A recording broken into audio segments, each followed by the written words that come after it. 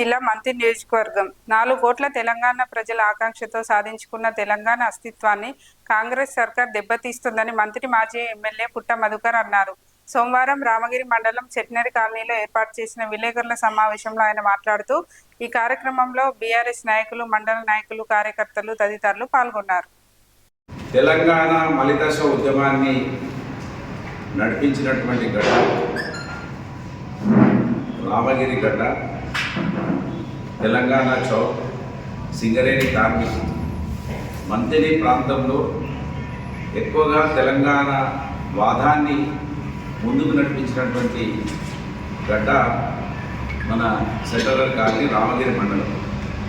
కనుక ఇవాళ తెలంగాణ అస్తిత్వాన్ని దెబ్బతీసేటువంటి విధంగా కాంగ్రెస్ పార్టీ రేవంత్ రెడ్డి ప్రభుత్వం తెలంగాణ తల్లి రూపు మార్చి తెలంగాణ ఆత్మగౌరవాన్ని దెబ్బతీసినటువంటి విషయం ఇవాళ యావత్ సమాజం బాధపడుతున్నటువంటి క్రమంలో ఈ గడ్డ నుంచే తెలంగాణ ఉద్యమాన్ని నడిపించిన కనుక కార్మికులు, ఈ ప్రాంత ప్రజలు, తెలంగాణ రాష్ట్ర సమితి ఆ రోజు ఉన్నటువంటి జేఏసీ ఎప్పుడు పిలిపిస్తే అప్పుడు తెలంగాణ ఉద్యమానికి శ్రీకారం ఈ గడ్డ నుంచే మొదలైంది. మంత్రి ప్రాంతంలో ఎక్కువగా తెలంగాణ ఉద్యమం నడిచింది రామగిరి మండలం, సెంట్రల్ కాలనీ ప్రాంతం. కనుక తెలంగాణ పోరాట తల్లి, తెలంగాణ వీరవనిత విగ్రహానికి ఇక్కడ ఆవిష్కరణ అతి త్వరలో శంకుస్థాపన జరగబోతున్న కార్యక్రమానికి మాజీ ఎంపీ గారు, ప్రస్తుత శాసన మండలి సభ్యురాలు కల్వకుంట్ల కవిత గారు రాబోతా ఉన్నారు. సెంట్రల్ కాలనీలో వీరవనిత తెలంగాణ తల్లి విగ్రహాన్ని, ఉద్యమ విగ్రహాన్ని ఇక్కడ ఆవిష్కరించడానికి కల్వకుంట్ల కవిత గారు శంకుస్థాపనకు రాబోయే కార్యక్రమాన్ని అతి త్వరలో డేటును కూడా వారు ప్రకటిస్తారు. ఈ అసెంబ్లీ సమావేశాల తదనంతరం ఆ కార్యక్రమానికి పెద్ద ఎత్తున తెలంగాణ వాదులు, తెలంగాణ మలి ఉద్యమాన్ని నడిపించినటువంటి ఇక్కడ సింగరేణి ఉద్యోగస్తులందరూ కూడా పాల్గొనాలని, తెలంగాణ కాంగ్రెస్ పార్టీ అధికారం రాకముందు ఒక రకంగా, అధికారం వచ్చిన తర్వాత సింగరేణి కార్మికులను కూడా వంచింది, మోసం చేసింది.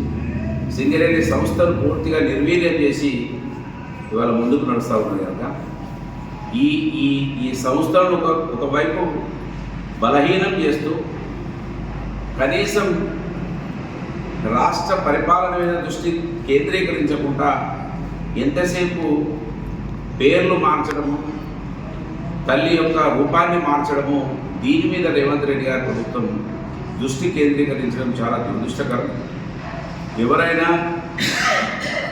వచ్చే రోజులు గొప్పగా ఉండాలని ఆకాంక్షిస్తారు. పుట్టిన ప్రతి వ్యక్తి ఇవాళ ఉన్న పరిస్థితి నాకు ఇంకా వచ్చే రోజులలో ఉండదు, నేను ఇంకా గొప్పగా ఎదగాలి, నా కుటుంబం కూడా గొప్పగా ఎదగాలని భావిస్తారు. కానీ రేవంత్ రెడ్డి గారు 50 సంవత్సరాల వెనుకకి వెళ్ళి మా అవ్వ నేను చిన్నగా ఉన్నప్పుడు గిట్లుండే అని ఆయన చూపిస్తున్నాడు.